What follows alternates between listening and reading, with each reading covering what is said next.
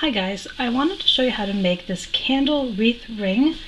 We're going to be making this right here. I know it might be a little hard to see in this light. I'll have pictures of this around the candle at the end of this video or at the beginning of this video. So you've either already seen what it looks like around the candle or you will be, but this is what we're going to work on. So this is a little different than all the kind of wreath rings I've done before because they're usually designed to be up on your wall, and this instead is to be around the candle, as you saw. So what I first had to get was some smaller wreath rings. This only measures about 8 inches across, with the inside circle being only about 6 across. So it's the perfect width to be able to go over top or around a candle. Again, follow safety rules for like fire safety and all that. You don't want to use a low candle in one of these. You want to make sure the candle is up high like you saw in the picture I did, and follow any other safety precautions, obviously because it's an open flame. But we want one of these. We want to have some scissors on hand. And these are Clover, I believe, pom-pom makers that I picked up from Joann Fabrics. I don't know if they still have these brand out there. I've had these for a while. They come in different sizes. These are the two smallest ones that make anywhere from about 1 inch to 2 inch wide pom-pom. And there is ones that I believe even go, looking for my backup, that go bigger. There's another one here that's bigger than this one, and then even a really big one. But I decided to stick with alternating kind of between the two smaller ones. And I don't remember exactly how many of each pom-pom I made. I kind of just eyeballed it, made a bunch of different sizes, and kind of when I put them on the wreath ring, I alternated them how I wanted them to be. Now the colors I'm using, I believe this one is called Wildfire. I used it before, I have a little bit left, so I thought this would be a great project to use up, like small, like when you have not quite a lot of yarn left. It's a great project to kind of do with leftover yarn. So I believe this one was called Wildfire. I can't remember the exact brand. This one I know I've used before, and again, it's just leftover stuff I had. I hope this one was called like Woodsy or something. So I use these kind of three together to just kind of give it a little different color, as you can see. So what we're going to do is I'm going to use the thinner ones because it's a little easier to show, because if you notice the quality on this one, it's a little fuzzier than this one. So I'm going to show you how to do the pom-poms on that. It's a very simple project. I was almost afraid to do this video because I felt like it was such a simple project that, like, hey, what's the point of showing something really simple? Especially when I've made wreath rings before, and I know that people are going to be like, well, you've done this a million times. But I love showing how you can take stuff you've learned and just do it in a slightly different way. So what you're going to do, if you have a pom-pom like these, because again, remember, I would definitely say try to find smaller scissors too, because you're just going to be working close.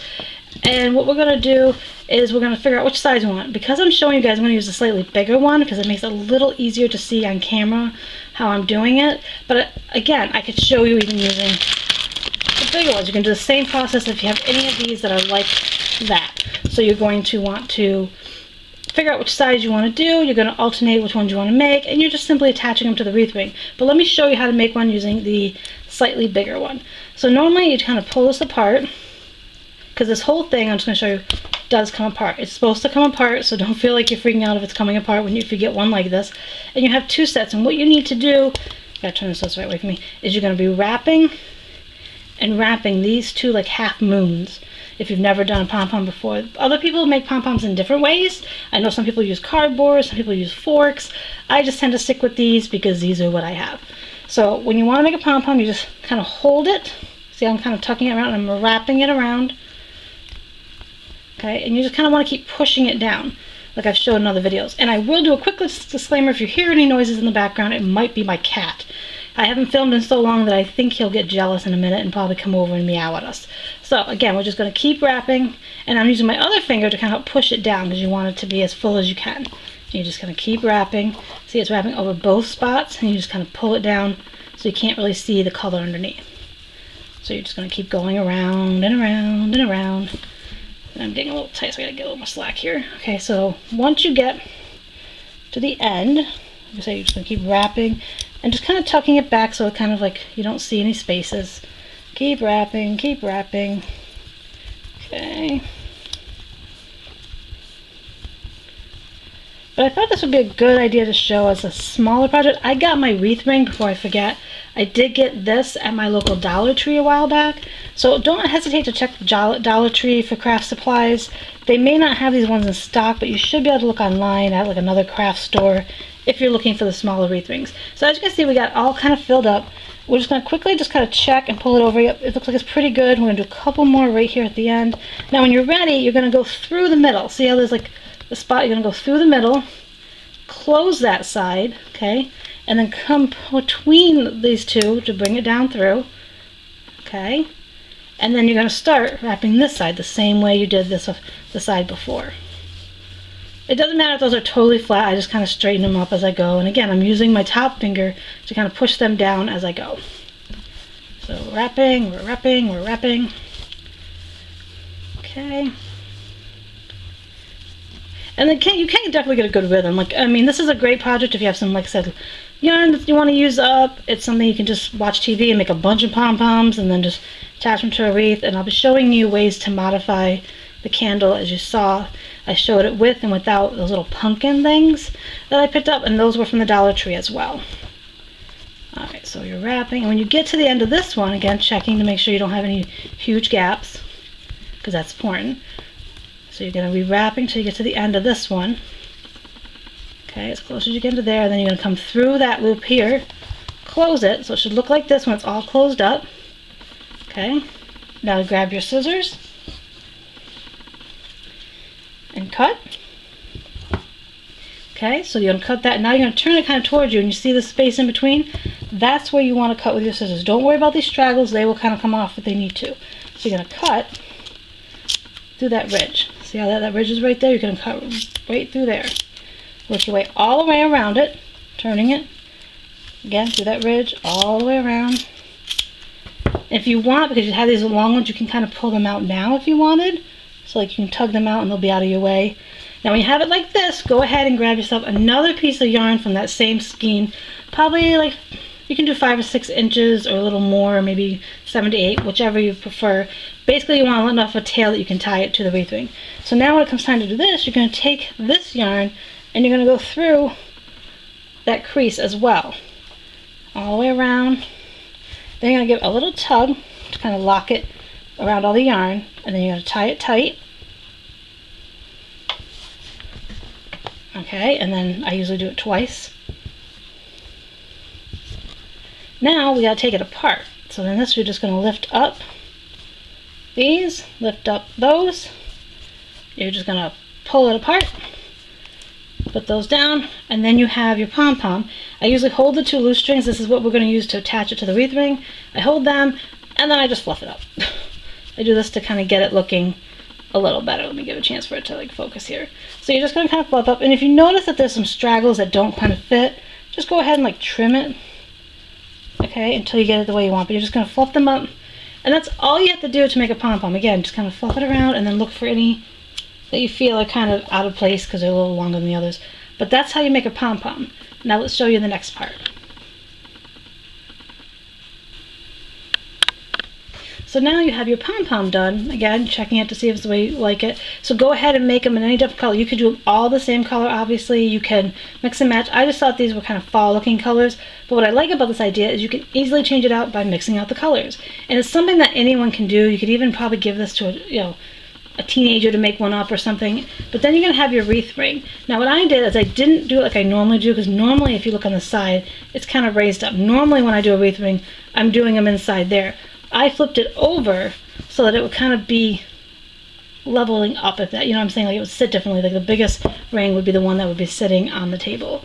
And all I did is decided which row I had to do which color in. And as you can see on this one, the finished product, I kind of put a row of the orange completely around, and I mixed and matched. I kind of did, let me get this in the light a little more, I did the different 3 colors in a row. And I really like the way it came out. I like that it's fluffy kind of thing. And I like that the texture of the yarns were a little different.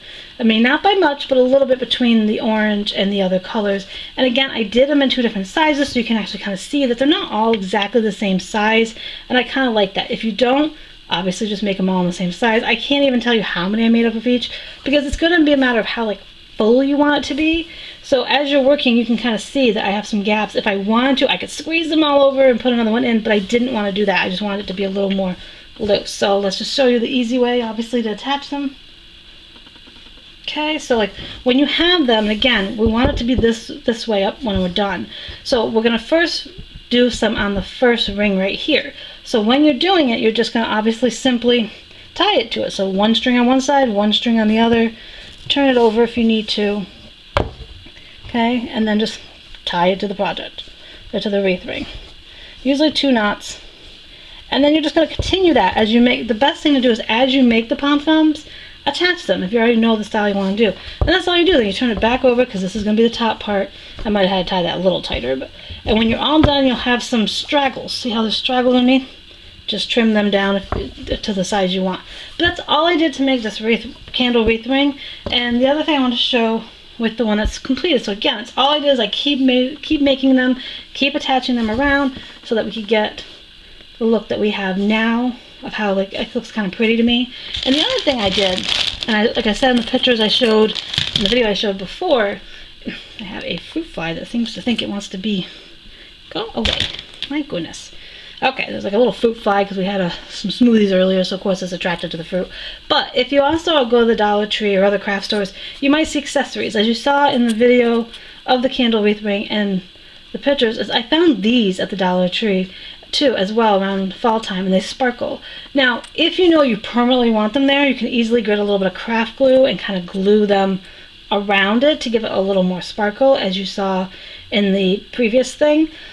But I didn't know if I wanted to keep them permanently on there or not, but I like the fact that I'm able to just set them on there and they kind of stay. If you have young kids, you obviously may want to glue them down or have this up higher where they're not going to pick these up and try to play with them or something. But you can choose whether you want to glue any additional objects onto this as well. And if you don't want to put it around your candle, then obviously you could just hang this up on the wall as another mini wreath ring. Again, it's only about 8 inches wide for the wreath ring. If you kind of see it does give some poofiness.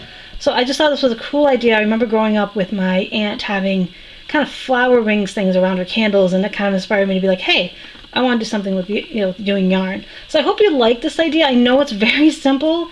I do have other simple ideas in the works. Hopefully we'll have some new videos up again soon.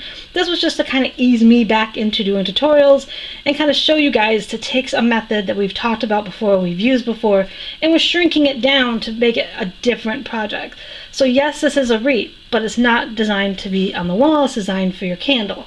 So it's a way to take things that are simple and just modify them in different ways, and there's nothing wrong with that. I know a lot of people might be like, wait a minute, you did this before, why are you doing another video?